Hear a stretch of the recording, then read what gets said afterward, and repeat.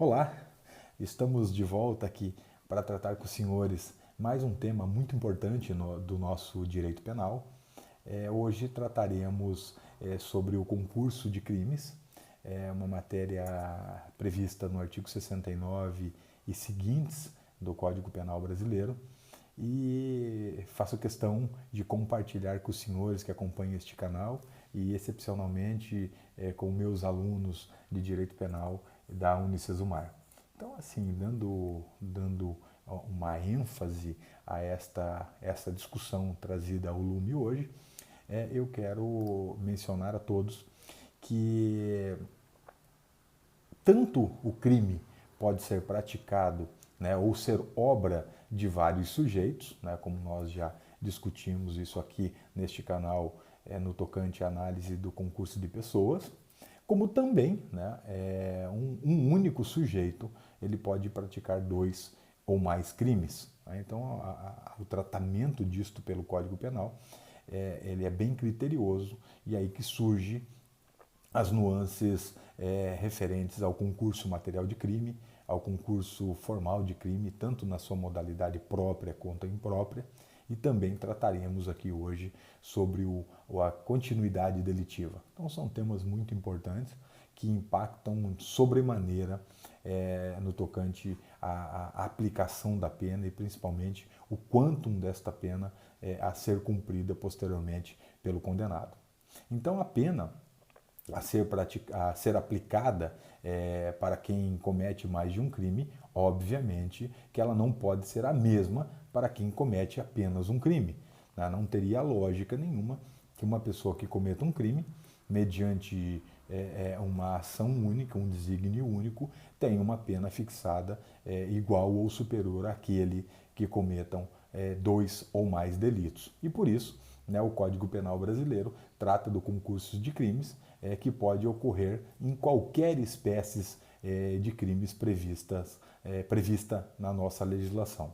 Então, o nosso sistema de aplicação da pena, né, ele optou, né, por duas hipóteses ou dois critérios conhecidos como critério de cúmulo material e critério de exasperação. Né? O que vem a ser o critério de cúmulo material, que é utilizado no concurso de crimes, concurso material de crimes?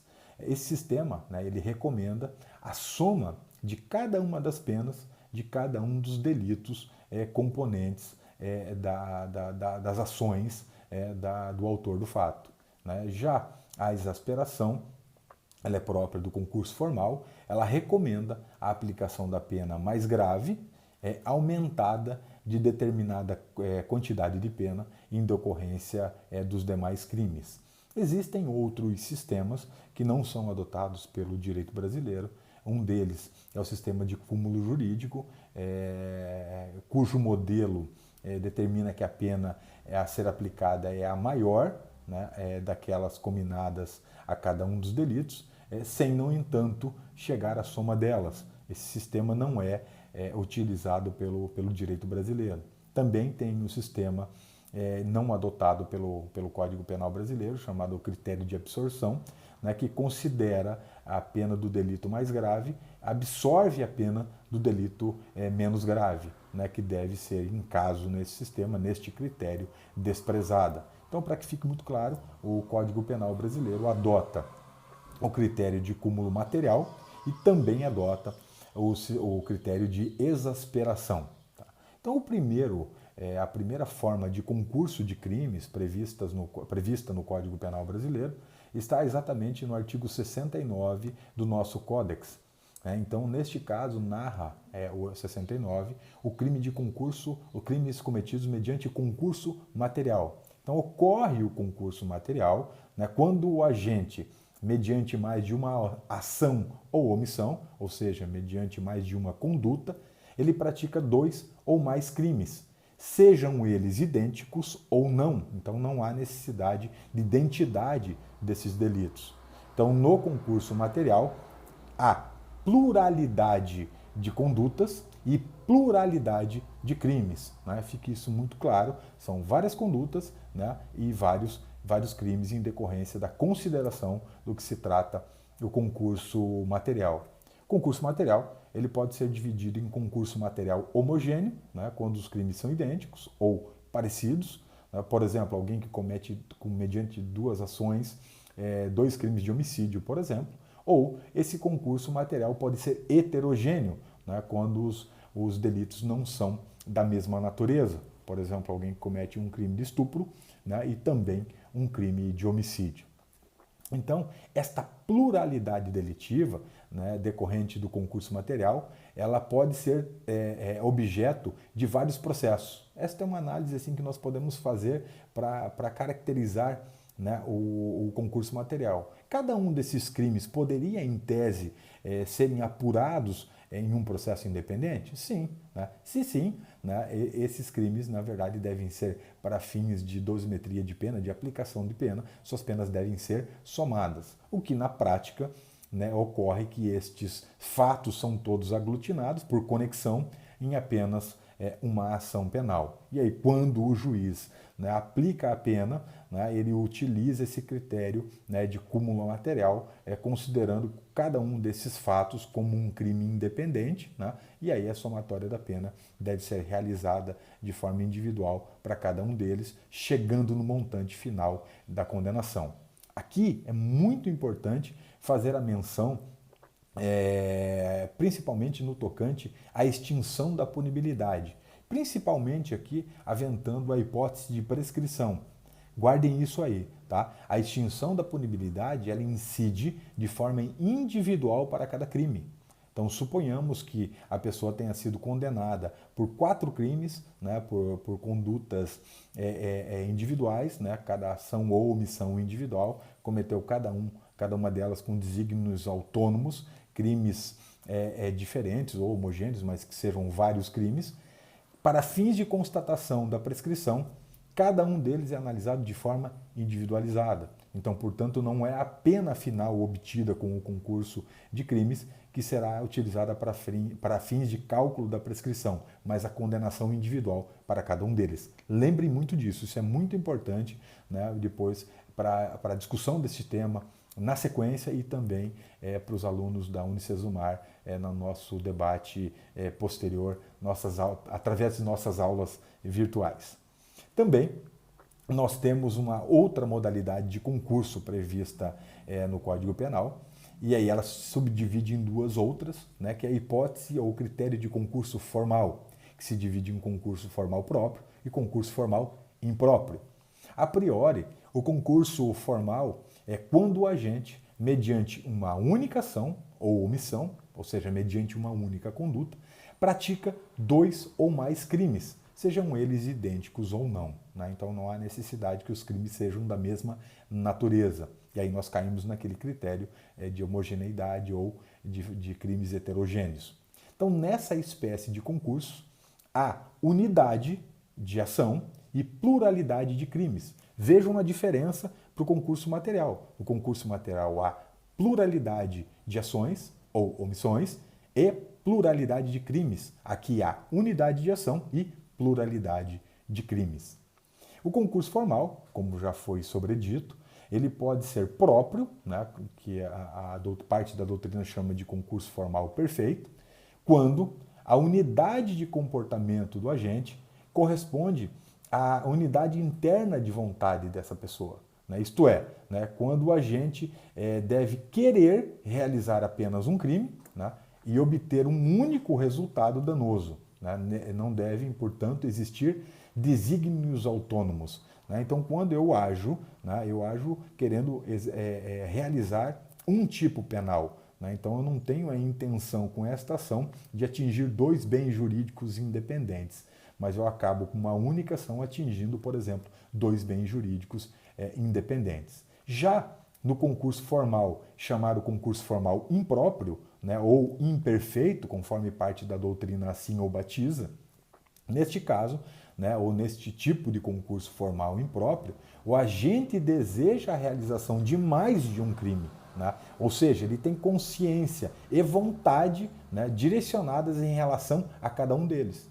Ou seja, mediante uma ação, né, ou mediante uma omissão, eu atinjo dois objetos, dois bens jurídicos tutelados, mas sabendo claramente com a vontade direcionada a efetivamente violar estes bens jurídicos. Como, por exemplo, né, atingir duas pessoas com um tiro só, com uma arma muito potente, né, ou disparar um dispositivo explosivo, né, pretendendo atingir duas, três, quatro pessoas para tirar as suas vidas. Então, na verdade, quando eu, mediante apenas uma ação de detonação desse dispositivo, eu objetivei sim atingir a vida, o bem jurídico vida de uma, duas ou três pessoas. Então, portanto, mesmo a ação sendo única, há desígnios autônomos, ou seja, há uma multiplicidade de determinação desta vontade para a prática de mais de um crime contra mais de um bem jurídico tutelado pelo Código Penal. Então, o concurso formal, para que os senhores façam a leitura da norma prevista no Código Penal, está lá no artigo 70 do nosso Código Repressivo.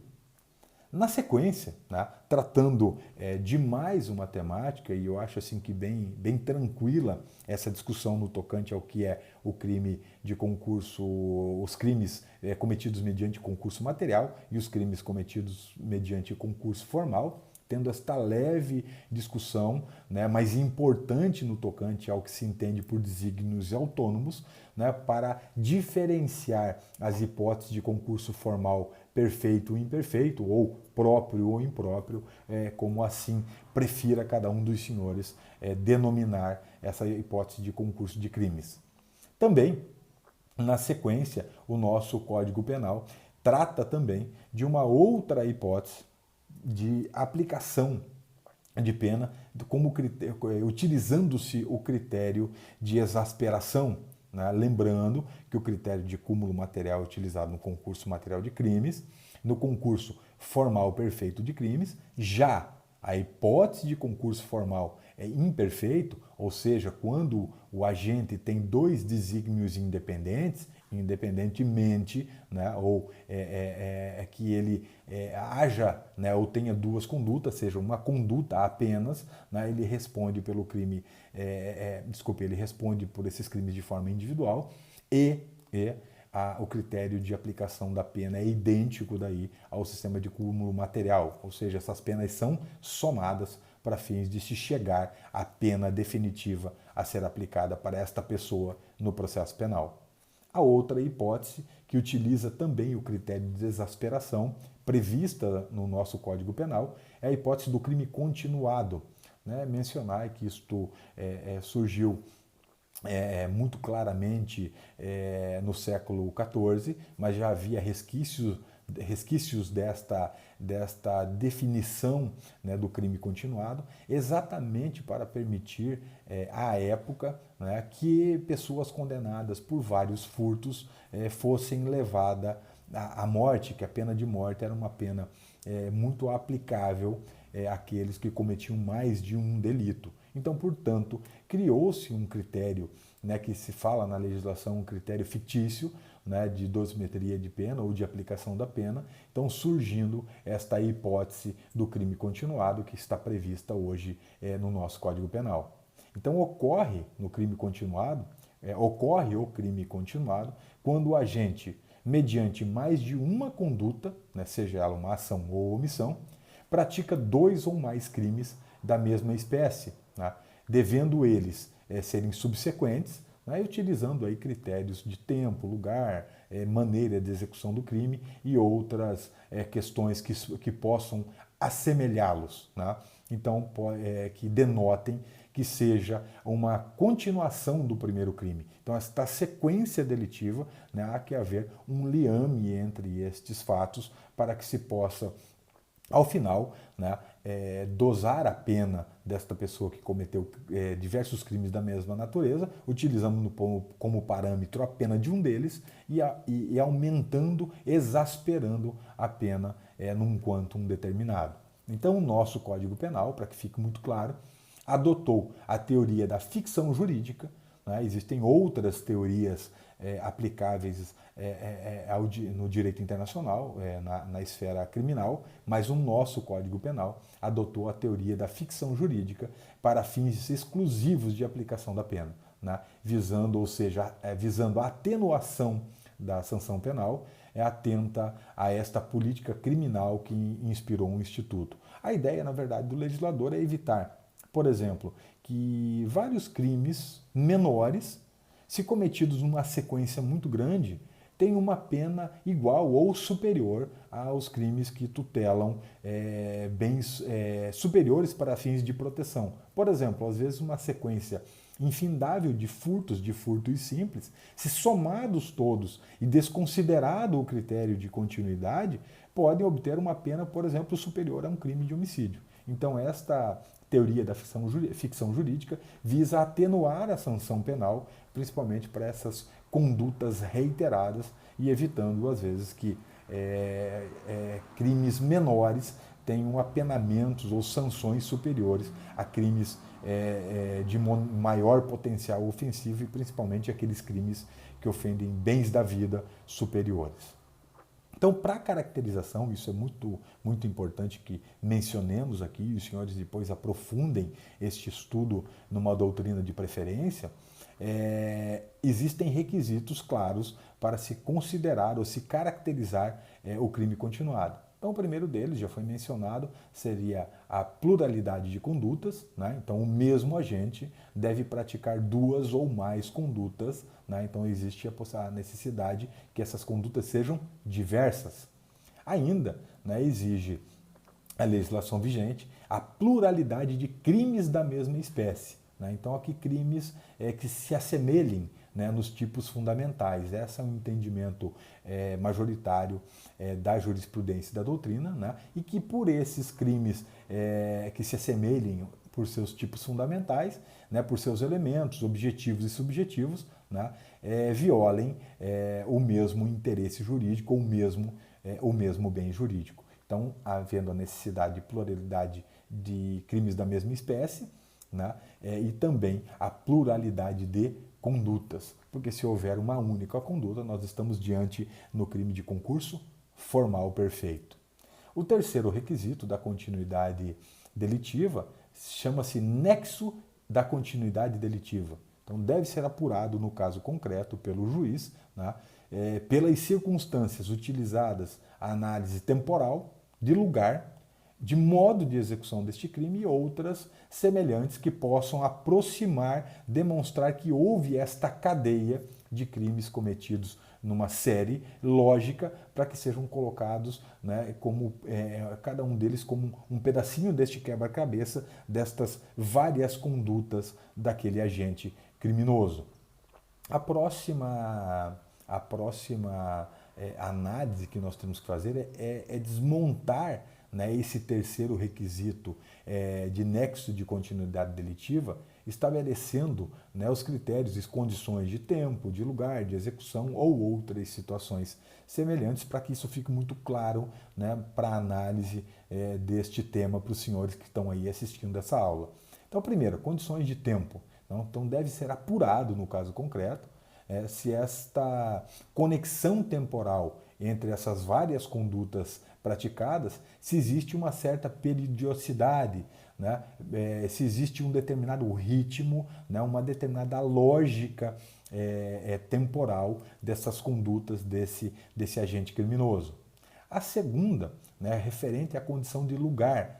Obviamente que deve existir entre esses crimes uma espécie de conexão espacial, né? Não tem lógica que um crime seja praticado, por exemplo, numa cidade e depois de muito tempo venha a ser praticado em uma localidade totalmente diferente, em condições totalmente diferentes. Isso não pode ser caracterizado para fins de continuidade delitiva. Então há necessidade sim de delimitação, né, de um lugar, uma conexão espacial entre eles. Na minha ótica, inclusive, não há necessidade que seja nem na mesma cidade. Pode ser que esta continuidade delitiva venha a ocorrer em uma determinada região, por exemplo. em cidades próximas, né, que há uma certa habitualidade de cometimento de crimes em séries, né, num determinado local, não precisa ser exatamente dentro da circunscrição de determinado município, na minha ótica, na minha leitura doutrinária. A terceira condição é referente à maneira de execução destes crimes. Então a lei exige, né, uma semelhança, mas não identidade. Tá? Ela exige que sejam parecidas essas maneiras de execução. Ela não precisa ser exatamente idênticas, né, para que se caracterize a continuidade delitiva. Então a semelhança nesta maneira de execução do crime, né, ela se traduz no que nós chamamos, aquela expressão latina, do modus operandi, né, da forma que esse agente realiza a sua conduta delitiva. E por fim, uma cláusula genérica, uma abertura grande que se deixa neste dispositivo penal analisado, ele fala em outras condições semelhantes. Né? O que seriam essas outras condições semelhantes? Por exemplo, uma existência de uma situação propícia para o crime, por exemplo, né? Em determinadas circunstâncias, né? Ou uma situação que deixa propícia a prática do crime, aquele agente comete de forma contínua os seus delitos. Né? Por exemplo, cometer os crimes sempre à noite, né? Em determinados tipos de empresas, por exemplo, né? Furtar de forma reiterada o patrão, né? Um empregado que furta de forma reiterada, do mesmo modo, o patrão sempre retirando um determinado produto ou um valor, utilizando uma certa dinâmica. Então estas são, né, hipóteses do que o Código Penal traz como outras condições semelhantes. Nós também precisamos trazer à baila aqui uma situação que há uma certa discussão na doutrina, com relação ao crime continuado específico. Tá? E depois nós vamos discutir isso, inclusive, em nossa aula virtual, lá com meus alunos da Unicesumar, sobre a constitucionalidade ou não da súmula 711 do Supremo Tribunal Federal, a qual discutiremos isso pessoalmente em nossa aula virtual. E caso os senhores que assistem esse canal quiserem fazer alguma pergunta no nosso chat ou nessa discussão, eu faço questão de reabrir essa discussão oportunamente. Então, com relação ao crime continuado específico, a lei prevê a necessidade de 3 requisitos, né, que devem ocorrer de forma simultânea, ou seja, todos eles, esses 3 requisitos têm que ser constatados simultaneamente. Faltando um deles, não dá para caracterizar, no caso concreto, essa continuidade do crime específica. Então, a primeira delas, que o crime seja cometido contra vítimas diferentes. Né? Então, se o crime for praticado contra a mesma vítima, também haverá esta continuidade delitiva, mas não, né, fica caracterizada essa exceção prevista no parágrafo único do artigo 71 do Código Penal. Né? Então, portanto, a sanção será aquele critério normal de exasperação da pena, aplicável pelo caput do artigo 61. O segundo requisito trata especificamente dos crimes cometidos com violência ou grave ameaça à pessoa. Então, mesmo que o crime seja contra vítimas diferentes, se não houver a violência, seja ela real ou ficta, né, contra a pessoa, obviamente, aqui não é a violência praticada contra o objeto do crime, mas a violência contra a pessoa, não haverá a continuidade delitiva específica. Né? Então, fazendo a ressalva, mesmo que haja determinada violência sobre a coisa, né, sobre o objeto, né, não caracterizará esta continuidade delitiva. A continuidade delitiva específica só caracteriza-se quando houver emprego de violência ou grave ameaça contra a pessoa. Guarde muito bem esta informação. O terceiro requisito a ser considerado aqui, né, somente se aplica a esta continuidade delitiva específica quando são os crimes praticados de cunho doloso. Tá? Então, se a ação criminosa for praticada contra vítimas diferentes, com violência à pessoa, né, mas não for produto de uma conduta dolosa, nós não estaremos diante da exceção da continuidade específica prevista no artigo 71, parágrafo único do Código Penal. Acho que esse tema é bem tranquilo, né? Basta a análise, no caso concreto, do preenchimento destes três requisitos específicos. Para finalizar aqui e deixando em aberto para a nossa próxima aula, né, é um tema muito importante, que é o erro na execução do crime, né, e também trataremos do resultado diverso do pretendido. Né, nós vamos terminar aqui esta aula falando sobre, novamente, repisando aqui, a forma de dosimetria no concurso, dosimetria de pena, obviamente, no concurso de crimes, especialmente no concurso material, concurso formal próprio e concurso impróprio. Lembrando que na aula que vem trataremos da aberractio ictus, né, e também de resultado obtido com a conduta do autor do fato, um resultado diferente daquele do pretendido. E aí, quais são as consequências, né, que o direito penal traz para aquele que comete o crime nestas duas hipóteses. E aí faremos também uma análise no tocante a erro quanto à pessoa, faremos um resgate, em que pese não ser a sequência lógica aqui, nós faremos uma análise do erro quanto à pessoa para diferenciá-la, né, no tocante ao erro quanto à execução do crime. Então, voltando ao nosso tema de hoje, né, nós falamos da dosimetria da pena. Então, para o concurso formal, né, então, quando há pluralidade de condutas e pluralidade de crimes, né, adota-se o sistema de cúmulo material. O que é o cúmulo material? É a soma simples da pena de cada um dos crimes pelo qual foi condenado o autor do fato. Então, se ele é condenado por 2, 3 ou 4 crimes, as penas são individualizadas para cada um desses delitos e somadas para fins de obtenção da pena final a ser cumprida pelo condenado. Lembrando, novamente, e isso é muito importante, que para fins de análise da prescrição de causa extintiva de punibilidade, essas penas são analisadas de forma individual. Já para o concurso formal próprio, o concurso formal perfeito, como parte da doutrina assim analisa, adota-se o sistema de exasperação. Então, o que é exasperação? Né? Então, se aplica na prática a pena de apenas um dos crimes, né, o mais grave, e se houver sempre, né, a elevação da pena até a sua metade. Né? Então, assim, claro, se os crimes forem da mesma natureza, aplica a pena de um deles e aumenta a pena até a sua metade, conforme disposição expressa do Código Penal. E aí, se houver, no caso, como eu mencionei, um crime com pena mais alta, aplica esse da pena mais alta e utiliza aí o critério de exasperação ou de aumento de pena até a sua metade. Não é obrigatório até a metade, é o limite máximo desta exasperação.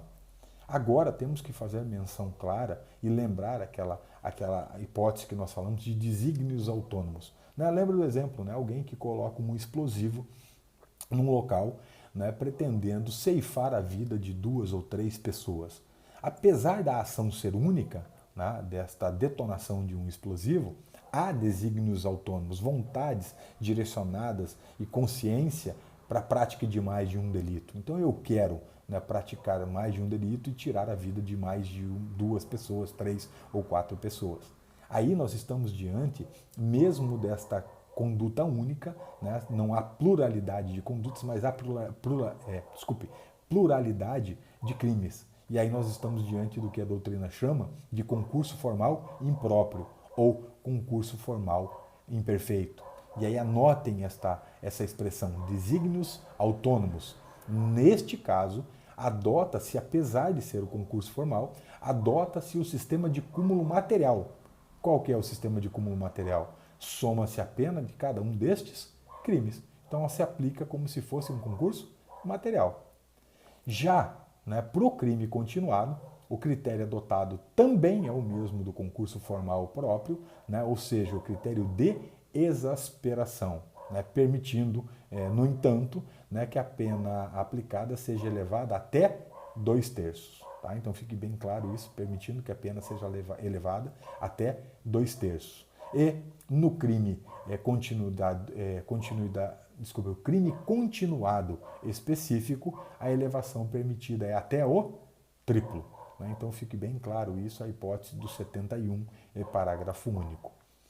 Em determinadas circunstâncias, é bom fazer menção que a aplicação do sistema de exasperação, né, típico do concurso formal próprio e do crime continuado, pode, né, de forma até fora do contexto, né, até de forma paradoxal, conduzir a um certo absurdo. Né? Ou seja, que as penas de determinados crimes menores poderiam, na prática, se utilizado este critério de cúmulo material, ficar muito mais altas, né, do que a acumulação do concurso material. Aí pergunta, mas como? Né, quando há uma distância muito grande entre os dois crimes. Por exemplo, né, alguém que cometa um crime, dado esse exemplo até no livro do professor César Roberto Bittencourt, pode dar um exemplo de alguém que comete um crime muito grave, né, com uma diferença muito grande de gravidade e uma quantidade de penas muito distantes. Né? Por exemplo, alguém que pratica um crime de homicídio, né, e também uma lesão corporal leve, né, no concurso formal. Se for analisar a pena do maior, que esse é o critério, e fazendo a exasperação, com certeza ela ficaria muito maior do que aplicada a pena somada do crime de homicídio mais a pena do crime de lesão leve. Então, nesta hipótese, né, o artigo 70, parágrafo único do Código Penal, façam esta menção lá para que não haja vexatio quaestio, né, no caso concreto, para que os senhores não cheguem a uma pena maior pelo concurso formal de crimes do que no concurso material. Então, de acordo com o artigo 70, parágrafo único do Código Penal, e o artigo 71, também parágrafo único, que determinam que a pena não poderá exceder a que seria cabível no concurso material. Então, portanto, mesmo sendo uma hipótese de concurso formal, tecnicamente, esta pena não pode superar a hipótese do concurso material. Então, ela remete para que você faça o quê? A aplicação da pena pelo sistema de cúmulo material. Então, assim, senhores, eu espero que tenha sido produtivo esse estudo. Eu tenho evitado aulas muito longas, né, até por conta deste novo modelo que nós estamos utilizando diante deste forçado isolamento social, mas por uma maravilhosa causa. Né? Nós estamos todos aí na luta contra esta pandemia de coronavírus. Né? Vamos, cada um de nós, fazer a nossa parte. Né, vamos cumprir as regras determinadas, né, pelos órgãos competentes, principalmente os órgãos de saúde, e estamos aqui tentando fazer a nossa parte, passando um pouquinho desta ideia do direito penal. Espero estar preenchendo um pequeno vazio dos senhores aí no tocante à discussão dos temas penais, e fico à disposição para que outros temas, outros desafios sejam aqui lançados. A minha ideia nas próximas aulas, não só dando essa dinâmica de continuidade do estudo do direito penal, será também aqui postar, né, para os senhores que acompanham este canal, de temas específicos, temas atuais e muitos temas ligados à própria pandemia sob o viés penal e processual penal. Então agradeço a todos pela audiência, peço a todos aí que ajudem a divulgar esse canal, né, curtindo esta publicação e também compartilhando ela para que isso incentive este trabalho, esse esforço, e que este canal sirva não só para que eu passe informações para os senhores, mas que eu também consiga absorver conhecimentos, talvez mudar de opiniões, né, receber sugestões aqui de todos que acompanham este canal. Então, um grande abraço a todos, né, eu espero que tenha sido produtivo. E até a próxima aula, se Deus quiser. Um grande abraço.